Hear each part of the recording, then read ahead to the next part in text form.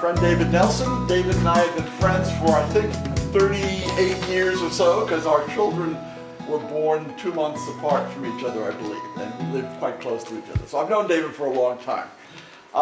David is the Arthur K. Solomon Professor of Biophysics and Professor of Physics and Applied Physics at Harvard University. So he has two fields that he's involved in.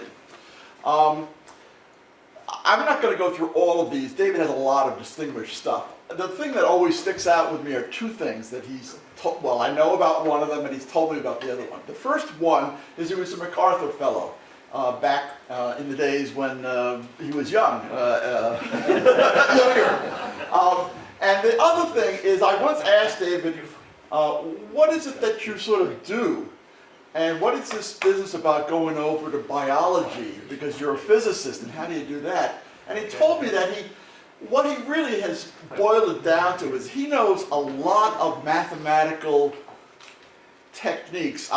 He calls them tricks, but techniques that he's applied and used in his physics world, and his real talent that he brings to the biology world is taking some of those same ideas in mathematics and applying them and establishing a quantitative aspect of biology. So that was a sort of a high-level thing that I could understand. An awful lot of this brief bio, I have no idea what he's talking about, but today I think he's arranged to talk about a topic that is all accessible to all of us. So, David Nelson. Well, thank you all for coming. It's a pleasure to be here and to join. And you can come back. Thank you very much. And you know, I know I've been told by Harry that this is a very lively group. I expect and welcome interruptions if anything is not clear. I know Harry will need no encouragement to do that, and I suspect that a lot of you will, you know, experts in many fields here. If anything's not clear, it's probably my fault, and you should stop me. So forth. So, as Harry said, I was trained as a theoretical physicist, but I drifted into biology about 15 years ago. In fact, I even went in a lab and did some simple experiments. And one of the things that pulled me in was we live at a very special time, as many of you know. We can send off our genomes to be sequenced and to see what something about our ancestry or see what diseases we might want to worry about. This is a picture that builds on that. This is a picture of the sketch of the human migration out of Africa.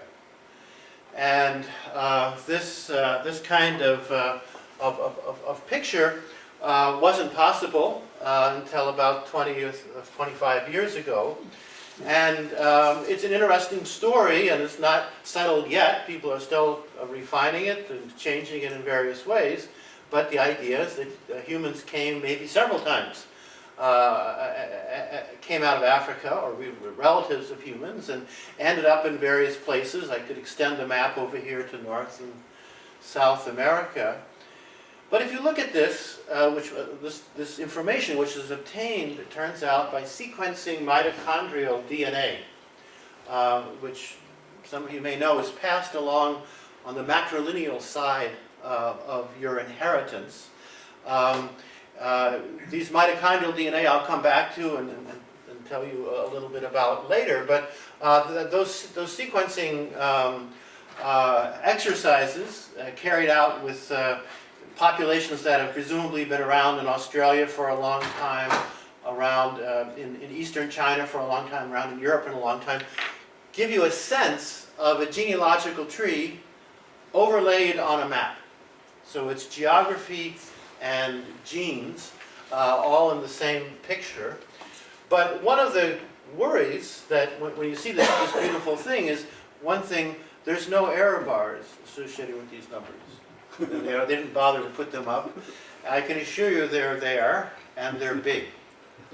Secondly, regarded as an experiment that you might want to try to understand better, it's an experiment we probably are incapable of repeating or don't want to repeat.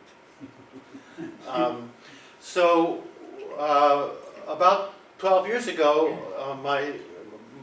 my colleagues and I got interested in asking, well, could we do something like this in a Petri dish in the laboratory and test some of these theories? And I'll talk about these population waves and how you describe them mathematically just a little bit later.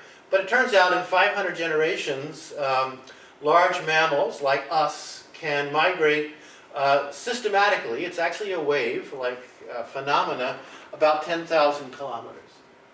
And now, if you ask yourself, what about those mitochondria? Well, they're just carried along by humans in this migration.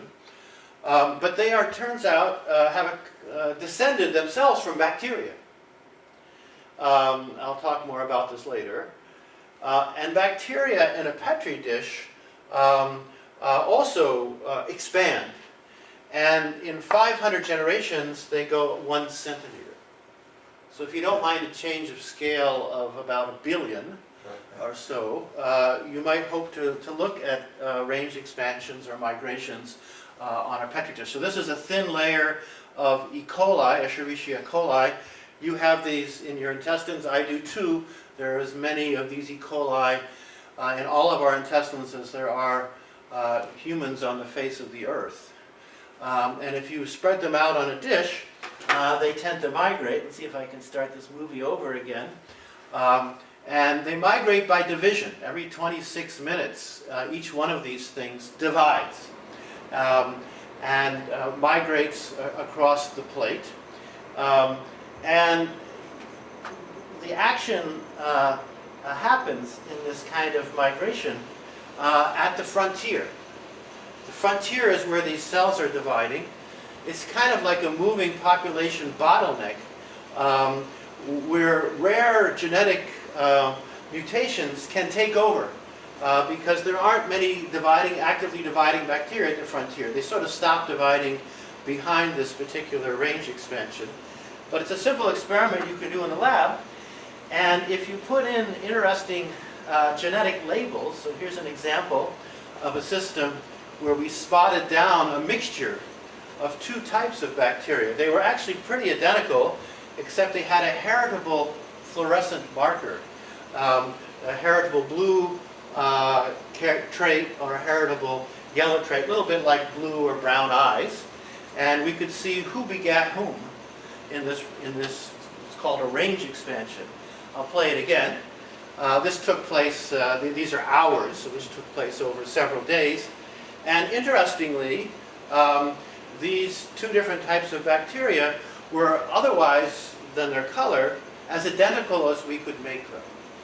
And nevertheless, they separated. They phase separated like oil and water, which itself is a kind of interesting phenomenon. Yes, please. Can you turn the lights on all the way, just hit the bottom button. Okay. And wait a while. Okay, is that all right? So give it a try? Just hold and release and it'll go all the way off. Okay. Good. That's good. All right, thank you. So anyway, that's the background. So with that introduction, I want to tell you about gene surfing and survival of the luckiest. So there'll be a discussion of mutations and competition in an expanding population. Now presumably everyone here, even though they're perhaps not actively engaged in surfing, knows that surfing can be either successful or unsuccessful. And we're going to be talking about gene surfing, how genes at the frontier of an expanding population are able to surf. I'll tell you what that means. These are some of my collaborators over the years. These 2 have played a particularly important role in what I'm going to tell you about. Oscar Halacek was a postdoc with me, and he's now a professor at Berkeley. Kirill Korolev was my graduate student. He's now teaching at Boston University. I want to pick up on Harry's point. Is this biology or physics? What is it? And that's an interesting question. In fact, it came up back 20 years ago or so when they had finished sequencing the human genome, or they had a draft sequence.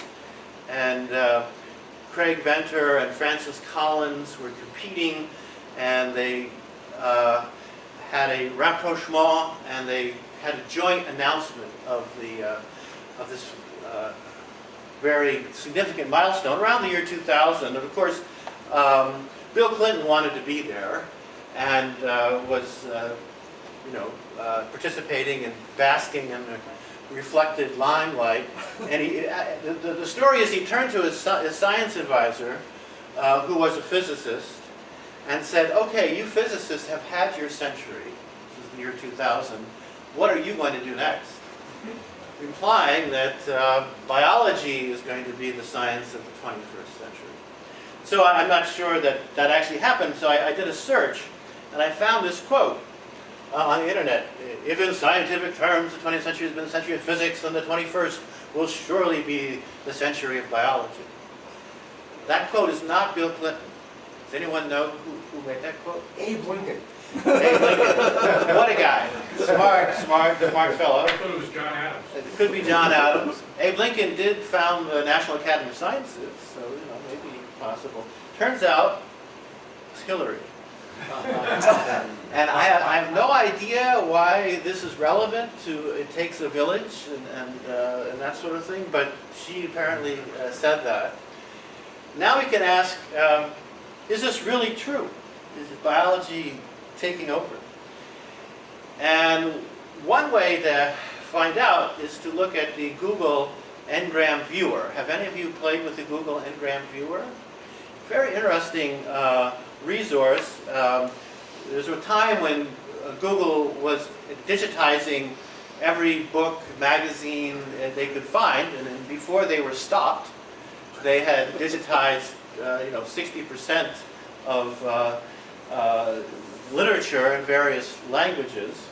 And it's interesting to ask questions. So I asked a question last night. What are the frequencies of the words Lexington and Concord over the last 208 years? And so you can see as a function that the frequencies are pretty small, but over time they sort of are competing for attention. You can also use this tool to check out this apocryphal story where one of the Beatles, I think it was John Lennon, said that in 1963 they were more popular than Jesus Christ. You can find out if that's true or not. It's not true, actually. But it's interesting. Things are happening, and you can decide whether our historical rival Concord is more in the news or not. There's a peak there are various peaks. Concord seems to peak up here, and Lexington appears to peak up How do you know here. you're not getting the airplane? Sorry? How do you know you're not getting the airplane? Because the I- Concord oh, oh. airplane has an E on it. Right. How about Lexington, Kentucky? Well, that's a good point. Lexington, Kentucky is a good point that needs to be filtered out. It's case sensitive, so that's helpful. I use a small c, and then Concord has a colloquial meaning, and then I got the wrong answer. So you have to be careful, of course, with these things. Good point. Maybe, in the bicentennial celebration of the Battle on the Green, Lexington did a better PR job, but notice they were shooting up here. So anyway, I did the same thing for physics and biology. Here they are. And, physics was sort of rumbling along comfortably in a period where there was no biology, the first approximation as a word anyway. But physics would also have been a medicine. It could have been medicine back in those days.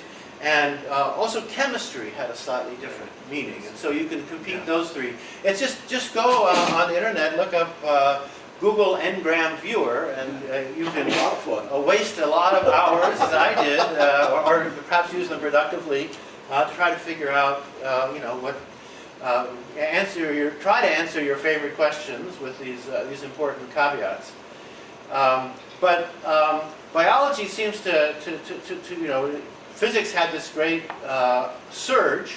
Quantum mechanics was discovered was discovered in the 30s, but then 20s and 30s, and then maybe that helped physics shoot up. It's sort of been flat. Biology sort of taking off like this, and the golden age of biology is probably still with us, but it started probably with in the discovery of DNA in the 60s and the 70s and so forth. And so when I show this to my physics colleagues, they look at this measurement and they get nervous. But I actually think it's a slightly different message that you might take home. I competed physics, biology, and DNA. And DNA just doesn't exist, basically, and then takes off and trumps both of them. And I'd like to think this is because DNA is, of course, a very important molecule, probably the molecule of the second half of the 20th century, perhaps the 21st as well. But to understand it, you need, of course, biology. You need chemistry, a very non-trivial chemical molecule. And it turns out you need physics to understand how it does the things it does. You need polymer physics. So my take-home message from all of this is that maybe the 21st century will be the century of DNA as revealed by interdisciplinary research in multiple fields. And there's a lot of trafficking between these different disciplines, and the barriers between departments are breaking down, and people are talking and hopefully understanding things about the molecule of life, among other things. Yes, please. You don't have mathematics. But you could go home and compete. Mathematics is No, what I'm just wondering, is there a reason why you didn't include it, or you just... Well, so my own, I mean, I was... You're a theoretician. I was a double major in math and physics. I love math. There are various, depends on your perspective. Pure mathematicians are a kind of a sui generis community to itself, of very, very smart people. But the math that I did, I always thought, like mathematics, I was told in high school, was the handmaiden of science, the tool of sciences. And so math is used in all of these, and increasingly in biology. But it would be fun to compete. Question in the back, please. Yes? Yeah, I'm looking at this and see DNA is a relatively new Yes. neologism, if you will, and it's a new phenomena, and Yeah. what have you. Yep. And that, in my mind, that could account for the bump, and certainly you can play with things and find out. Mm-hmm. And could I hypothesize reasonably in the same manner? If I took something that was new, like penicillin in the late 19th century, that it would have a similar bump? That's interesting. Whether novelty is going to pump this up, I don't know. But it would be interesting to explore that. Yes, please. The other thing, of course, is some words are similar to one another. Yes. So if you want to say physics, there may not be an anagram to that. Uh-huh. But DNA, lots of times you see RNA, for example. Yes. So you might want to combine some of those to really get, or add the word genetics Yes. instead of DNA. Yes. Yep. There are many ways to play these games, and I just wanted to get you thinking, and it seems to have had the desired effect. Yeah. Okay, so this is, I want to tell you, maybe some of you know this already, but I'll tell you sort of molecular biology 101 in just a couple slides, so that you get a sense of what was going on in these range expansion experiments. This is going to be an illustration of the central dogma of biology. That's not my word. It's a word that Francis Crick invented in the 1960s. And it has to do with the way information flows in living organisms. Remarkably, it's the same flow and the same tools in all organisms. Viruses, bacteria, unicellular creatures, complicated creatures like ourselves. And of course it all starts with DNA. This is the famous double helix with the base pairing of adenine and thymine and guanine and cytosine.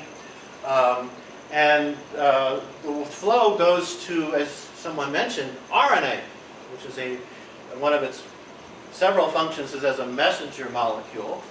this gets copied onto RNA, which is single-stranded and sort of can base pair with itself in an interesting way. Thymine is replaced by uracil, but that's just a detail.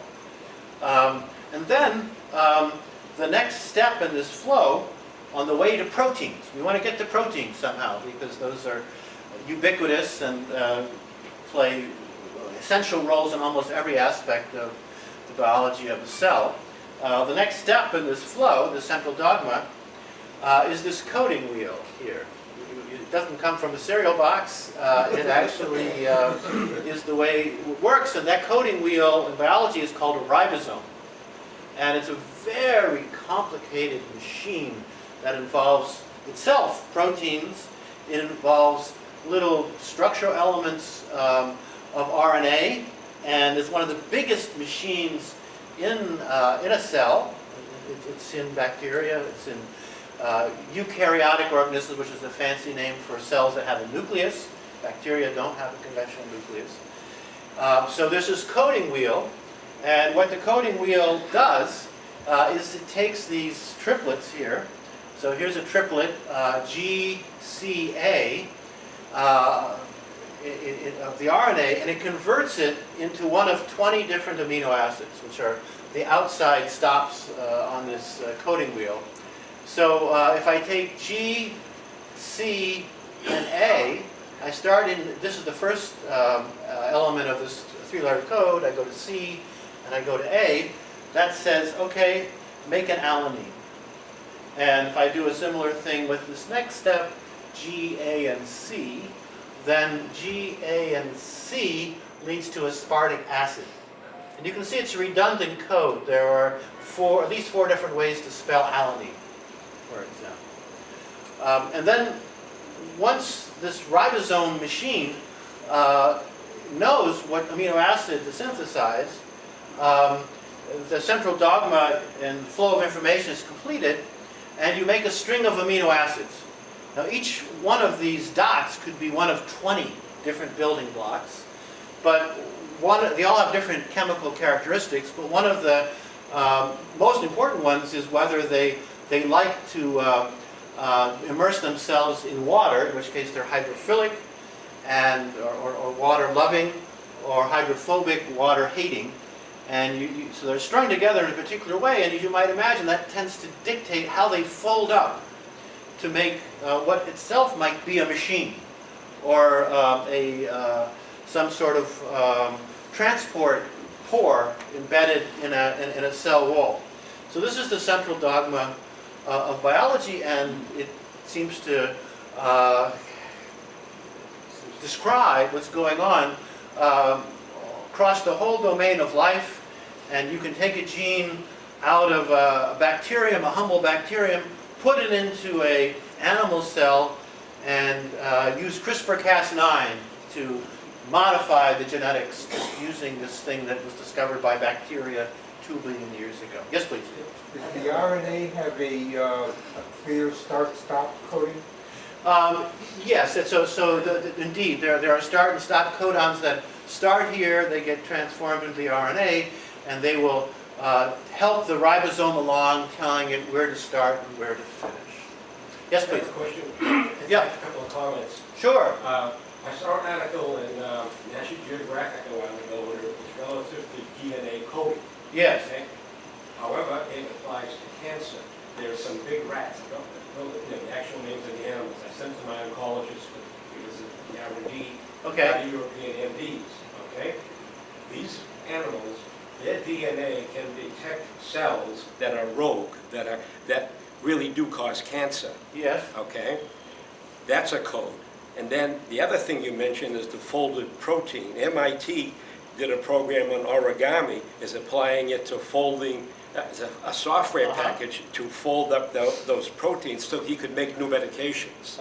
Yep. So it's all related to what you're talking about. Okay. But the big question is, there is a huge variation because, boy, if humans had that gene to detect cancer in our blood cells, Yes. it'd save a lot of lives. It certainly would, and if you could enlist the immune system, Right. having made that identification, which people are trying to do, that would be a great help to all of us, certainly. Other questions? Yes?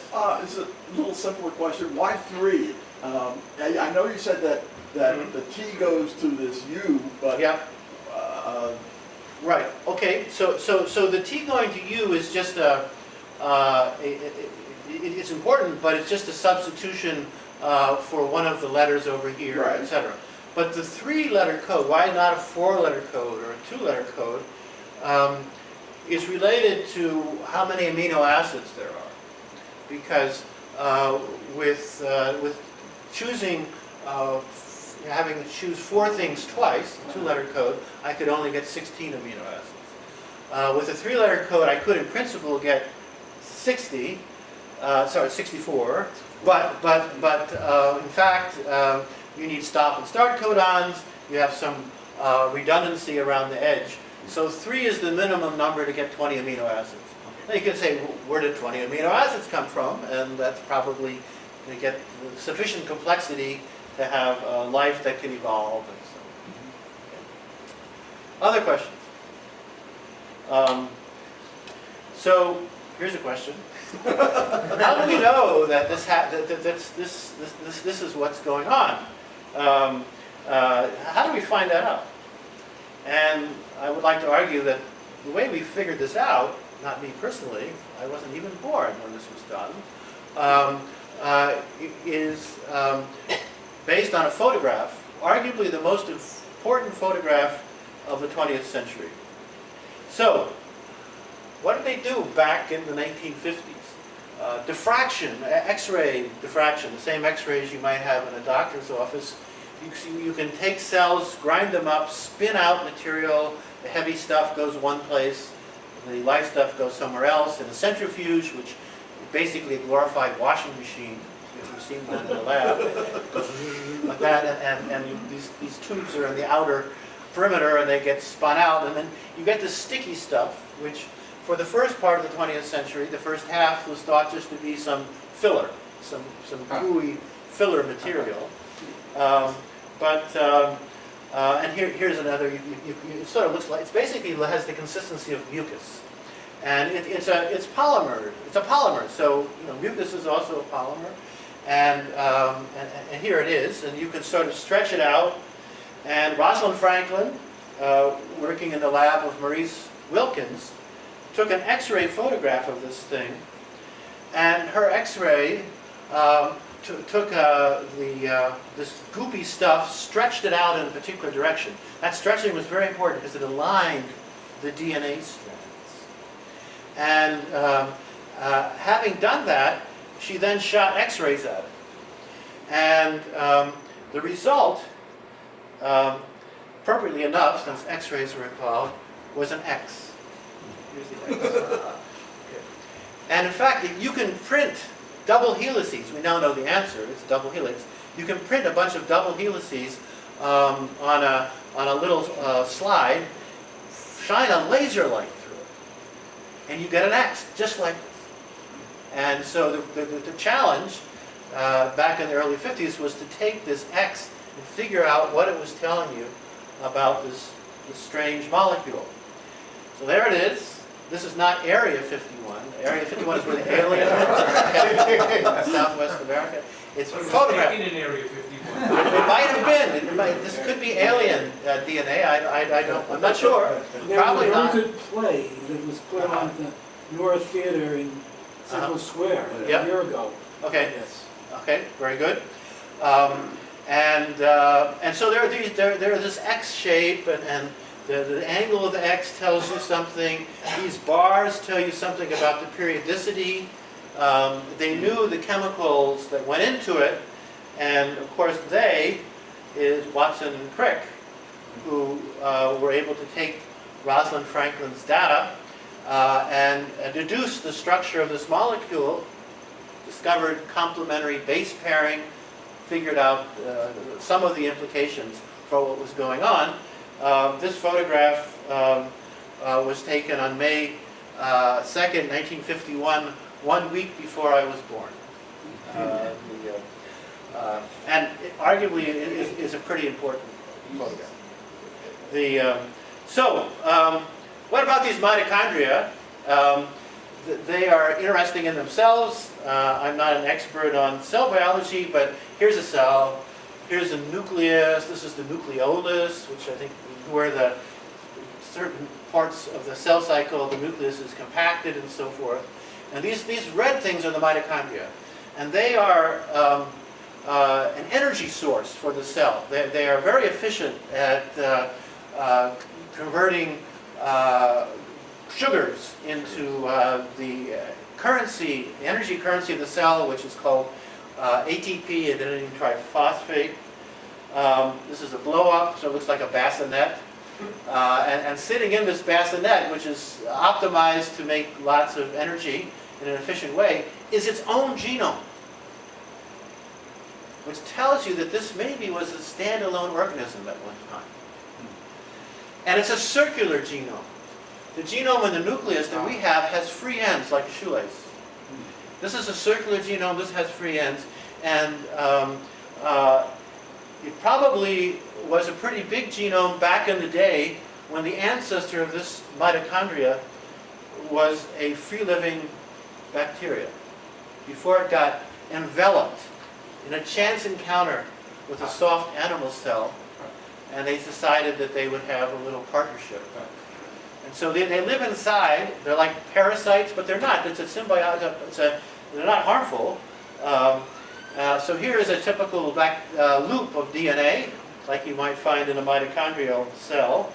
And each mitochondrion contains, as I said, this small circular chromosome, has some junk DNA in it, as well as, which means we don't know what it does, or maybe doesn't do anything, as well as genes that help the cell make energy in a very efficient way using oxygen.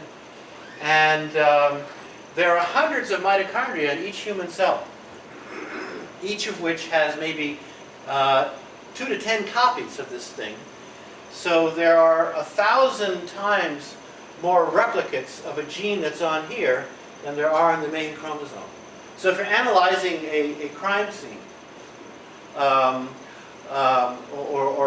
trying to figure out what's going on, you'll often look at mitochondrial DNA just because there are so many more copies, and you're much more likely to pick it up, 1,000 to 1 ratio.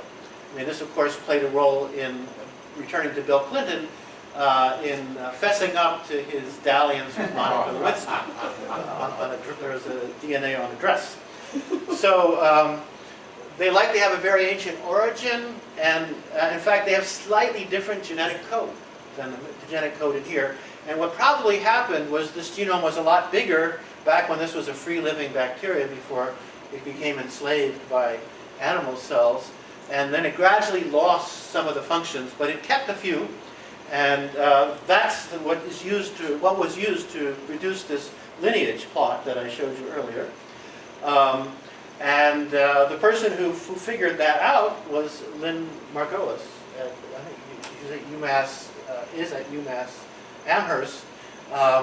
And here's a typical map of the circular genome. It has various interesting genes on it. Excuse me. Yes, please. If before the mitochondria Yep. were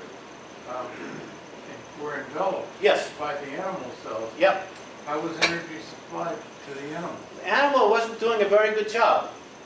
It was rather inefficient.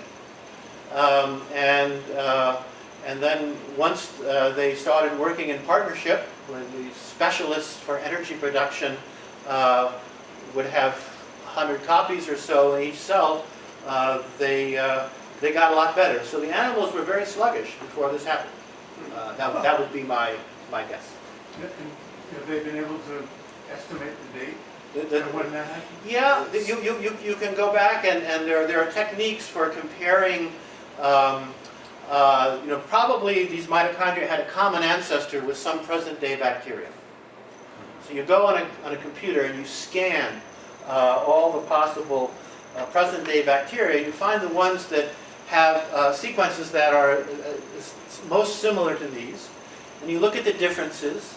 You estimate mutation rates, and I think maybe you get a divergence time between mitochondria being absorbed into one of these animal cells in present-day free-living bacteria maybe 2 billion years ago, something like that. Thank you, it's a good question. So anyway, inherited only along the matrilineal line. There's all sorts of very stringent prohibitions at for mitochondria in a sperm cell to get into an egg. That would not be a good thing for a fertilized egg to have these two competing strains, and so they said, okay, we're going to go with moms. Has to have a lot of mitochondria in the sperm because they're wiggling their tails like crazy. They need to have an energy source. But then they let the main chromosome of the sperm in to the egg, but not the mitochondria. They're, like most bacterial genomes, they mutate fairly fast. So their mutation, especially in the regions of junk DNA, which is not shown here, can act like a clock to tell you, well, how much has this thing changed if I compare the junk DNA in this thing to the junk DNA in some other organism. Compare mitochondrial DNA of chimps and humans. Yes, please. When I hear the term junk DNA, Yeah. I recall that years ago they thought certain stuff was junk and it turned out it Absolutely. just isn't. Absolutely. So is a different word for junk DNA merely stuff we don't know what it is? It could well be.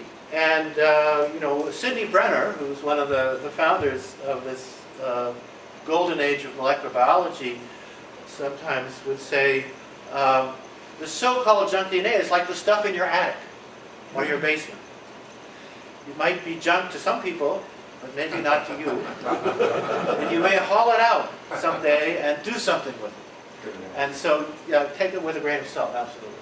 Anyway, you can by comparing the mitochondrial DNA of chimps and humans, you can estimate that we had a common ancestor 6 to 7 million years ago. Here's a nice historical photograph from Darwin's notebooks, circa 1837.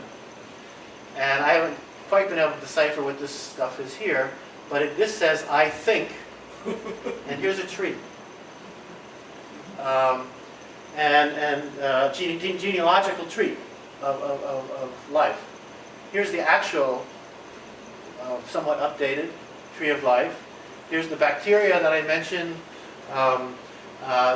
The eukarya is the fancy name for animal cells, or it can be single celled, they don't have to actually be animals. And then there's a third domain of life that was only discovered 30 years ago or so, the archaea. You are here. Very relatively recent arrival on the scene.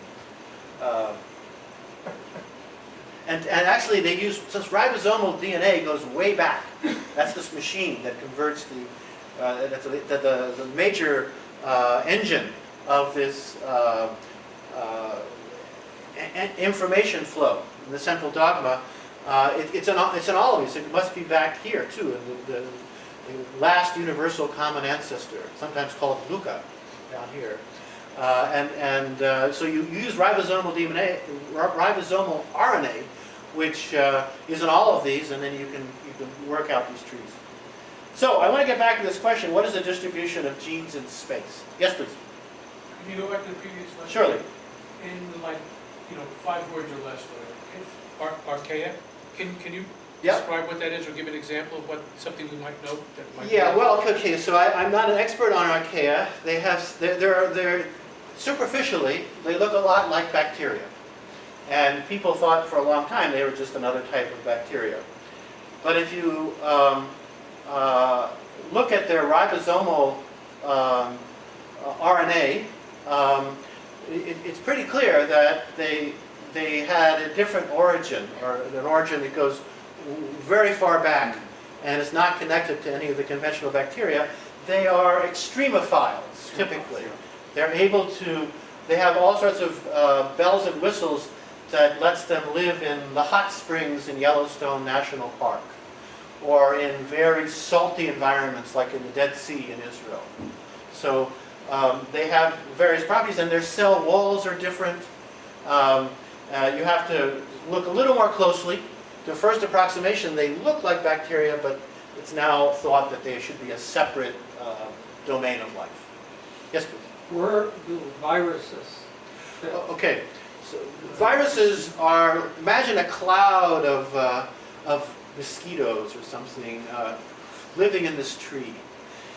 They're everywhere, and arguably they're parasites, but they're not.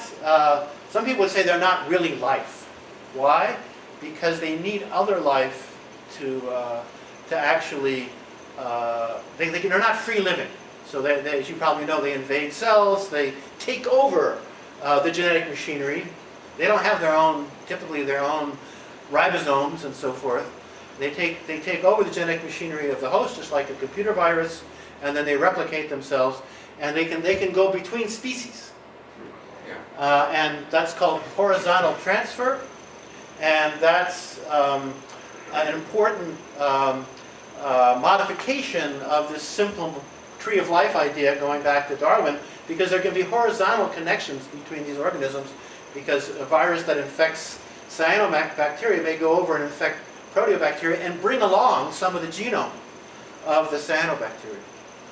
And so that is a pretty important observation. Thank you. And we have in our genomes, we have, in fact, lots of proto viral DNA. You can sequence it, and you go out there. Is there any virus that looks like this? Yeah, they're out there.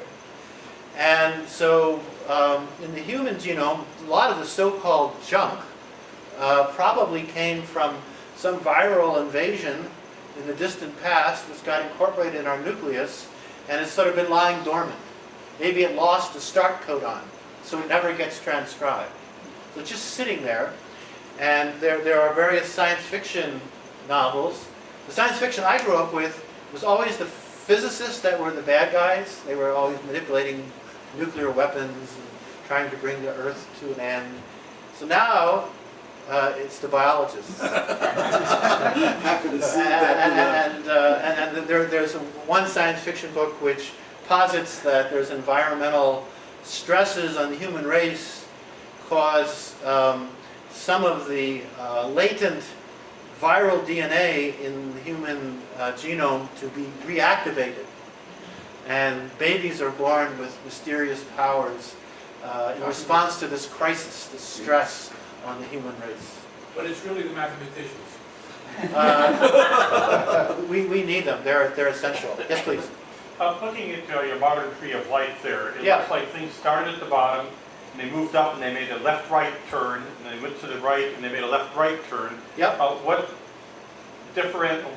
caused it to go left or right? What's the difference between Okay, those thank two you. turns? So I think it's drawn in a plane, in a two-dimensional surface, and that's somewhat misleading. It's better to think of this as like a mobile that you would have above your baby's crib, where all these little things would be dangling off, and then it would be floating around in some higher dimension. So left and right doesn't have a lot of meaning. What does have meaning, it's a very good question, is the length of these pathways. How long did it take before it branched?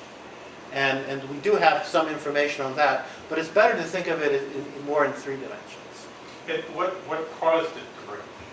Okay, what caused it to, well here's one mechanism for the branching.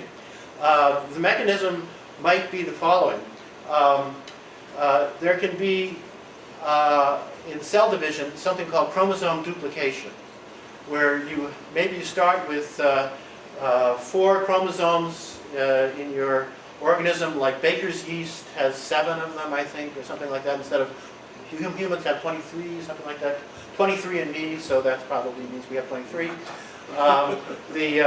So if I have 4 chromosomes and one of them gets duplicated, then I have a double dose of a bunch of the genes. And what can happen is that the duplicated organism can just go off on its own, and the unduplicated one will continue. And that duplicated organism now has lots of genes that it can sort of modify without getting rid of anything essential, because it has another copy.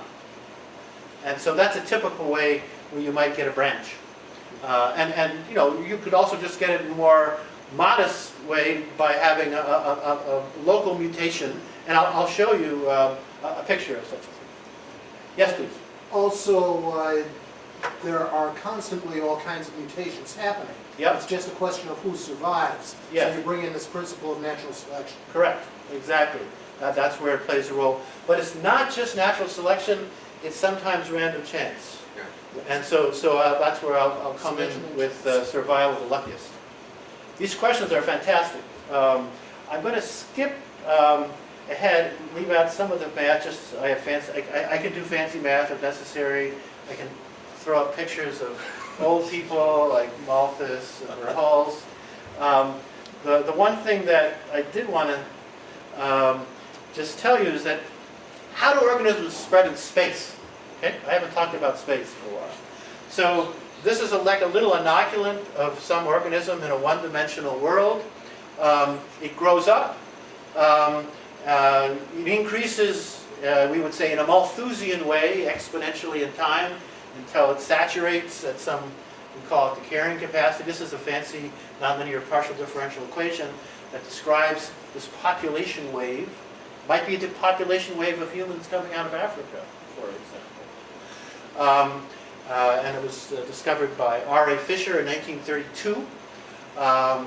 There's three guys like Fisher and Wright, and there's another guy named Haldane, very brilliant mathematicians, actually, and statisticians, and ultimately geneticists, who sort of are like the Dirac, the Heisenberg, and the Fermi of biology, of theoretical biology.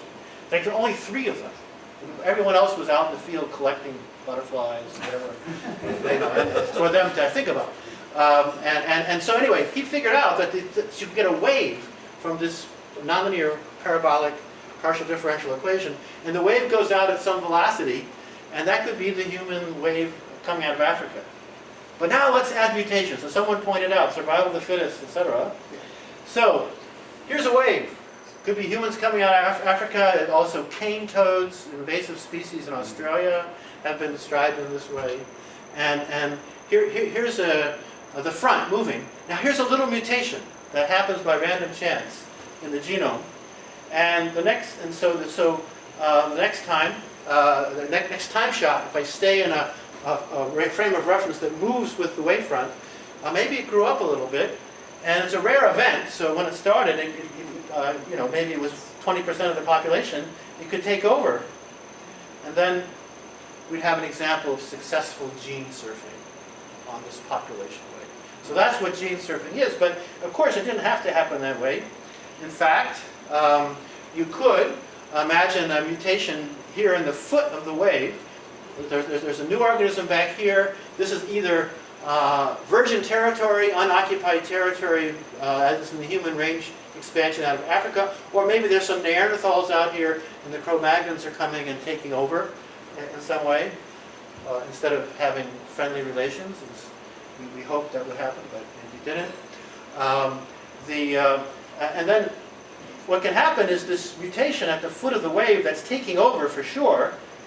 This mutation could be swept back, and now it's competing with lots of its with lots of competitors close to its own species, gets swept back and then frozen back, and the wave just goes on, and that's of course an example of unsuccessful surfing. So we wanted to reproduce this in the laboratory and see if some of these theories were all right, etc. So here's an experiment that was so simple, even I could do it. Many experimentalists in physics will not let me in their lab because they tend to break things, expensive equipment, $100,000. I haven't done that bad yet, but they worry about me. And so what I did was to take two different strains of E. coli. They were as identical as we could make them, except they had the same main circular chromosome, just like what we talked about for mitochondria. And they had another smaller circular chromosome, a plasmid, much like what we talked about in the little mitochondrial chromosomes, even smaller. And these were identical. These were clones.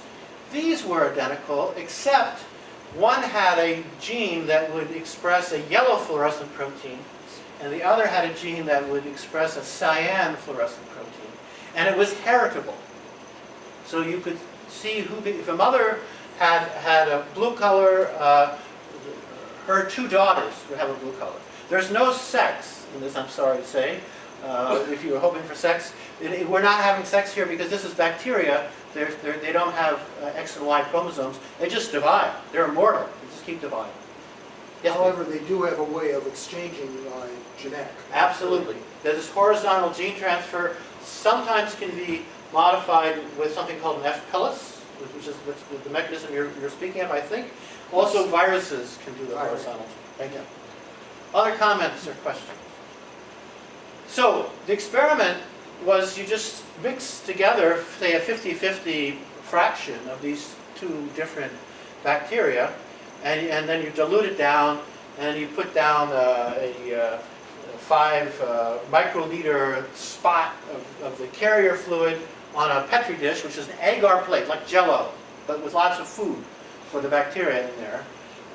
The carrier fluid evaporates in a couple of minutes, and you wait 4 days. Some of you might have, any of you do this experiment in high school where you scrape a wire on your cheek, put it down on a Petri dish, and then some horrible furry thing appears the next day. That was in your mouth. So we did that, sort of. And after 4 days, this is 1/4 of the dime-sized spot, but under fluorescent excitation, it looked like that. Here's a more global view. I don't see a blue. Yeah, we changed the colors because it was Christmas.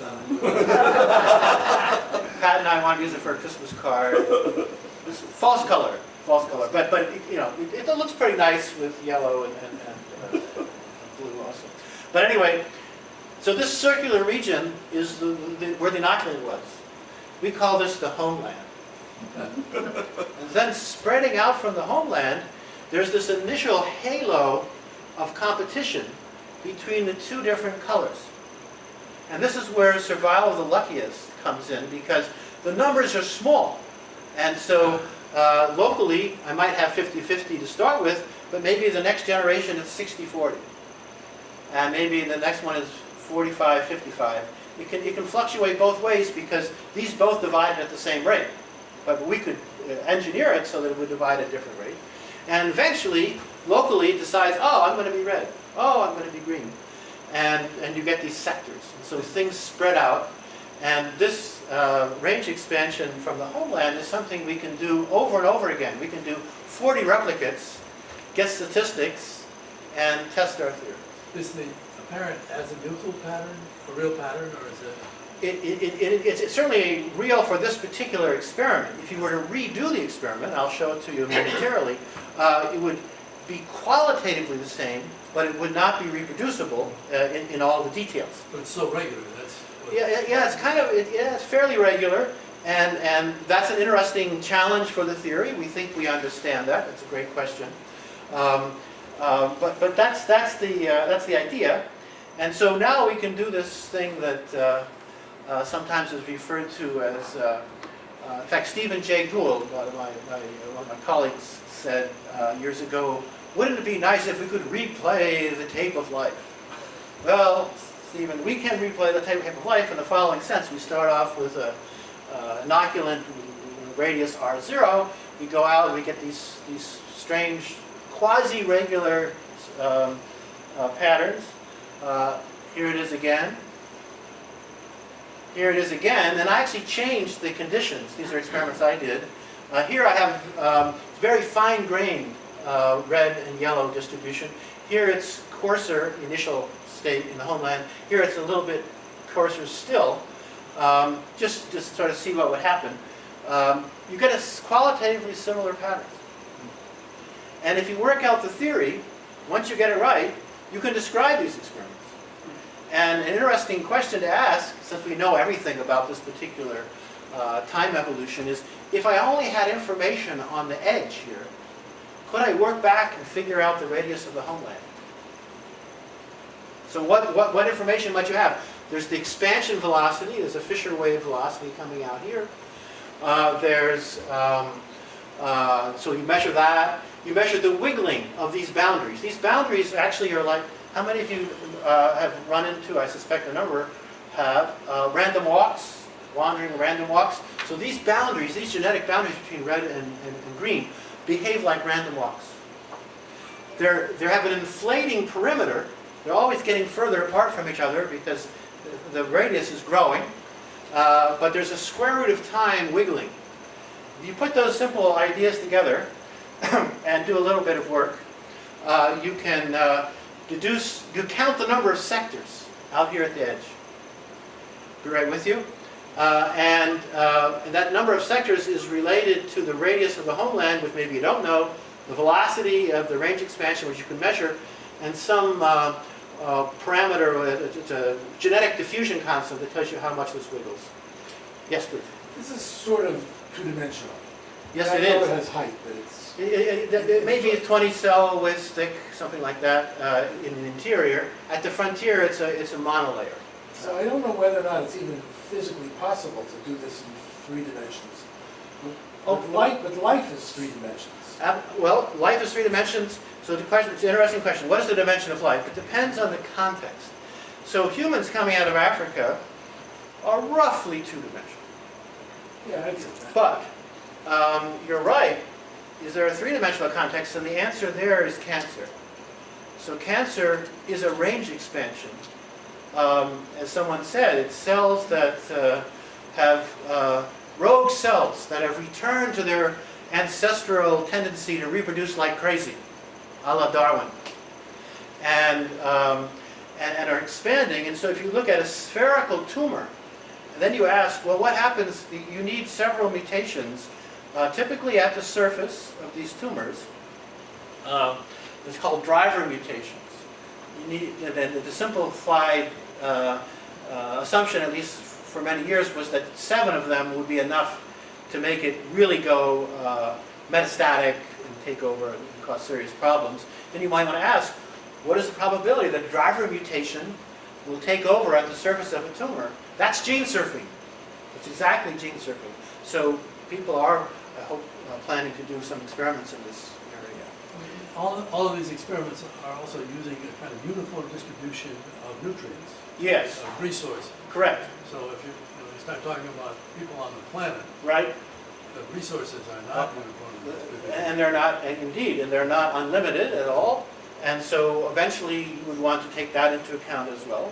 A small tumor, for example, will have access to resources if it's in a much larger tissue.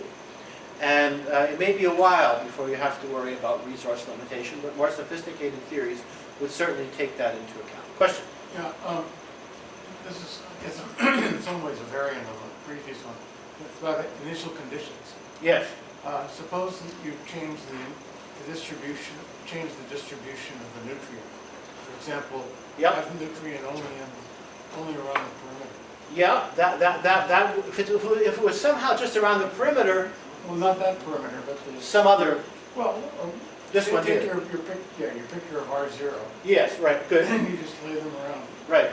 If you tried that, what happens? Well, so if you lay down a circular pattern of nutrient here, the nutrients will diffuse on a time scale that's much faster than the cell divisions. So that will blur out. No, I meant of the inoculant. Oh, of inoculant. We have done that, and then you get inflation going outwards, and you get colliding colonies going inwards. And that's almost a separate talk, but it's a very interesting question. Anyway, I should be wrapping up, but to make a long story short, I'll show you one more set of experiments we just published at the end. If you count the number of sectors and you put in these parameters, etc., there's this relationship. The hard part was getting the square root of pi over 2, but the rest of it is pretty straightforward. And so by measuring number of sectors, the velocity of the range expansion, how wiggly are these lines, we can deduce the homeland. And we can do it for 40 replicates, and we can tell you error bars. So we can test these theories. And then just as a kind of, for fun, sometimes you get surprises, which is often the case in good experiments. Here's a chiral range expansion. It has a twist to it. This was done in the northern hemisphere. That's probably irrelevant. Here is actual gene surfing. And so we don't have to do 50-50. It's 95% green, 5% red. It looks like lava flow going down the slopes of a volcano is a successful surfing event.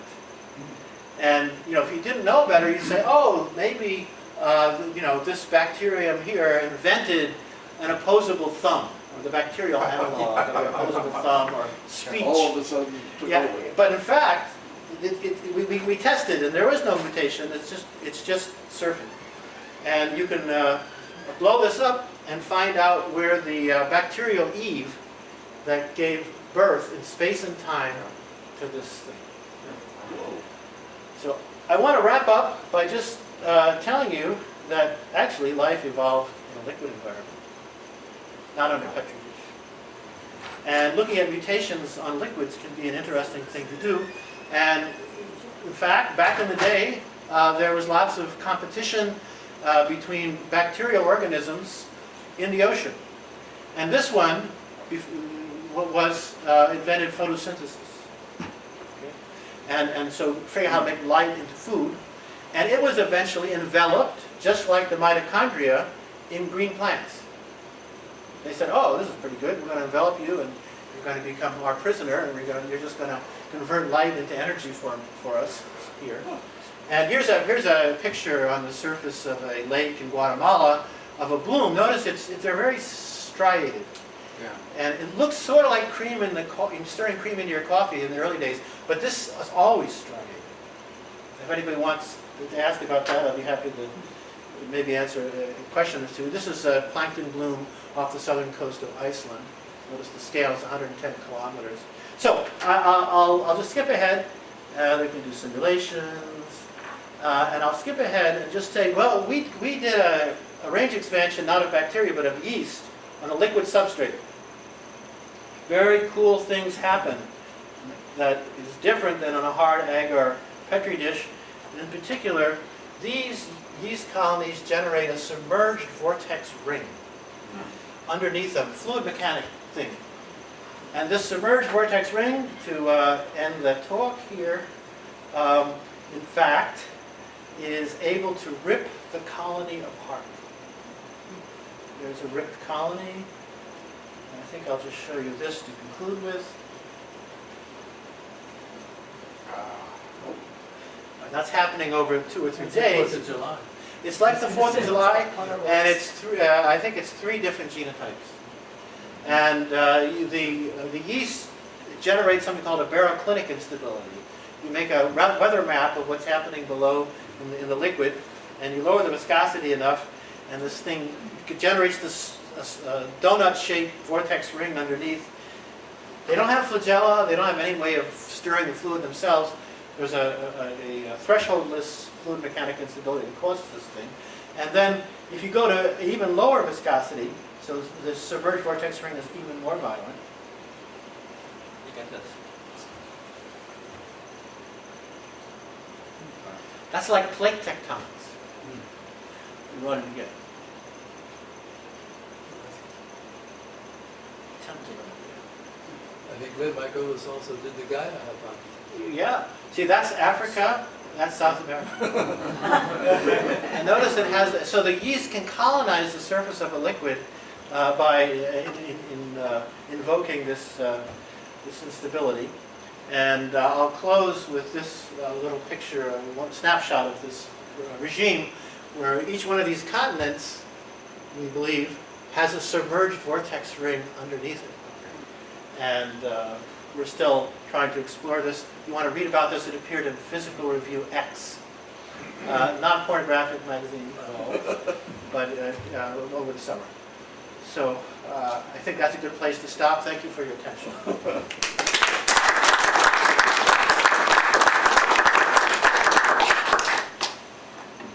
Yes, please. Can I come back to the equation that you had at the lower right of your... Oh, Okay, sure, let me go back. How did that equation come about? Sure. Was that strictly from theory, or was that taking the data that you knew about and coming up with the equation, just taking the data and just trying to put it together in Yes. some sort of... Okay, so I think this is the equation you're asking about. It came from theory. But the theory was a fairly simple one. And it just said, I calculated, it needs to predict the number of sectors. And it calculated that if I had two walls, red to green on the left, red to green on the right, what is the probability of this thing pinching off? You have to calculate how likely that is. Some of the sectors don't survive, some of the sectors do survive. If you did an inoculation off a linear starting point, so if you use a razor blade, you should have a line of bacteria, one color or the other will always take over. But if it's radial and you have this inflation, these are wiggling like the square root of time, these walls, but they're inflating away from each other linearly in time, and so eventually you can sometimes outrun the tendency to pinch off. Here's another pinch off, and so forth. And then, so that's what went into this formula. And as I said, the hard part was getting the square root of pi over 2. What is D, so W? Thank you. D. D is a measure, thank you, of the wiggling wall. W stands for wall. So it's a measure of the wiggling of the wall. And the wall wiggles with a root mean square wandering, which goes like the square root of time, and the coefficient is dW. Like a diffusion. It is a diffusion constant, precisely. Genetic diffusion constant. Yeah, yes, please. So if you're out at the periphery, Yeah. and things have pinched off down below, how Yeah. is it that you can infer back some reasonable? Well, so you're right. You can't determine everything. If you just knew what's going on here, you would have very little knowledge of these submerged fingers that never made it to the surface. So I have to do paleo? You'd have to go to some excavation to go back and excavate those genomes, but you can, just by counting the number of surviving sectors, infer, with some error bars, the radius of the homeland, if you knew that they were neutral and so forth. Yes, please. So I would conclude from this that if there's some then geographical isolation that happens, Yeah. in effect, like if you cut out a piece of the Yeah. the Petri material, Right. that purely for the random causes, you might end up with one variant or another one. Exactly. Yeah. Exactly. That's the survival of the luckiest. But one of the things that was important to us is that even though nothing's cut out here per se, all the cell division happens in a very thin strip at the edge. So it's as if we had a moving population bottleneck on the rim of our colonies. So all the action is happening here, and then in this little halo region, things are fighting it out. That's the survival of the luckiest shown here. Yes, please. I understand that anytime one does something theoretical, one's always trying to figure out where it's going to lead 30 or 40 years in the future. Where does all this go? I hate to sound like a conservative lawmaker who only wants to do practical stuff. But you do, John. You don't like curiosity-driven research? No, I'm very much in favor of it, but I'd like to get a sense, if I can, of where you think that something like this is going from a practical standpoint. Well, I would like to, so one possibility is to use these ideas to understand how to seal off tumors from nutrients. So if I have a three-dimensional tumor and I can do some genetic tricks on it, I might want to have, suppose this red were in isolation. In fact, let me go to the next slide where I have the more dilute limit here. Let's suppose this is a two-dimensional analog of a tumor, and let's say this thing is a tumor that I really don't like much. And if I can find a way to make the background more benign dividing cells outcompete this thing, thus enhancing the envelopment, you can seal this off from nutrients. And the bad driver mutation will never take over. there was an article in Scientific American a few months ago Okay.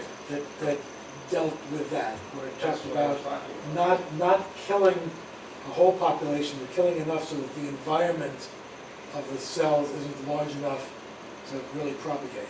Right, so that's the kind of dream that testing these things out in a simple laboratory context in 2 dimensions might be helpful. Yes, please. 2 points, please, if you don't mind. Yeah. The first one, just following on this, Right. starving tumors, quote unquote, that research has been going on for a long time, it's my understanding. So is this, in your discussion, is this a new variation on that concept, or this is just the next generation or the progress of that Well, I think it's partly in the eye of the beholder. I'd like to think it's a new take on how you might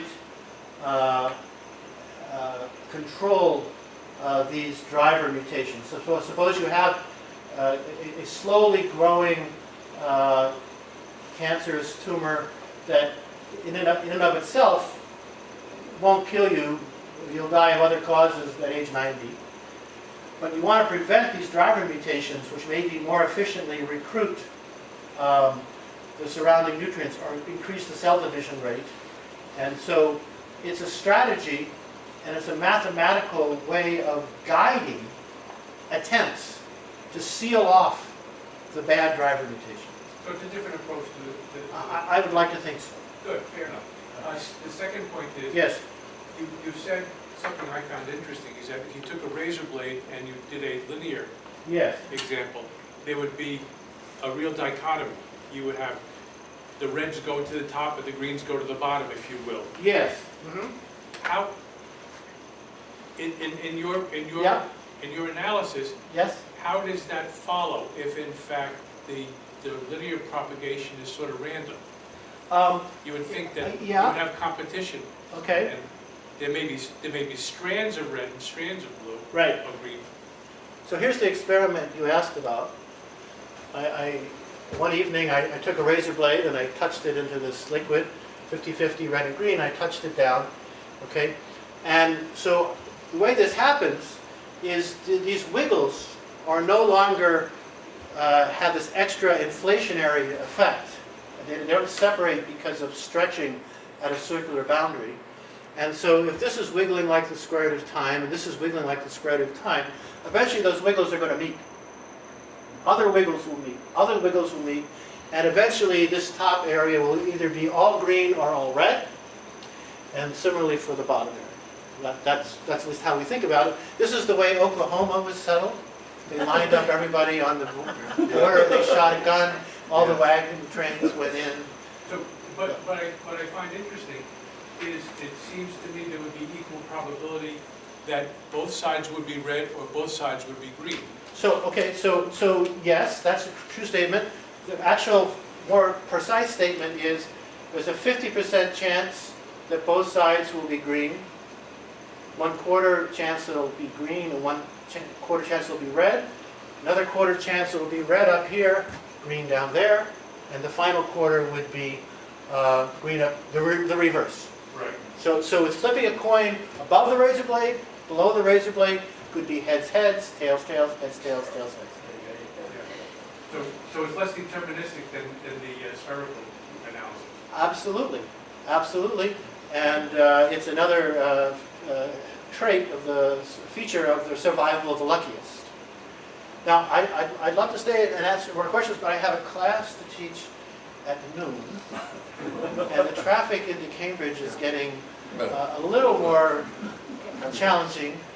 So I could take 1 or 2 more questions, but then I'd better speak out. Yes, please. Yeah, have you applied this analysis to the migration of human populations? We haven't applied it exactly to human populations, but we have used it to cast cold water onto somewhat overstated claims for people who do study humans about the invention of an opposable thumb somehow leading to this bloom of particular subspecies of human, because we can show in the laboratory that that can happen by random chance and not because of a favorable mutation. So it's a combination of survival of the fittest and survival of the luckiest.